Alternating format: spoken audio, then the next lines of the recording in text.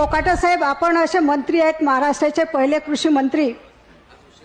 कृषी मंत्री असे आहेत की आमच्या अमरावती विभागात आले आणि आमच्या शेतकऱ्याशी परिसंवाद साधला. कारण या ठिकाणी शासनाच्या वतीने अनेक योजना येतात, अनेक योजना राबवल्या जाते आणि मंत्री महोदय आल्यानंतर काय होतं की कुठली योजना आली, कुठल्यापर्यंत पोहोचली आणि का पोहोचली, परंतु खऱ्या अर्थानं आमच्या शेतकऱ्यांचं दुखणं काय आहे, आमच्या विभागातल्या काय अडचणी आहेत आणि आमच्या विभागामध्ये, कारण शेवटी महाराष्ट्र शासन असेल, केंद्र शासन असेल, ही योजना आखत असते आणि ती आखत असताना फक्त एक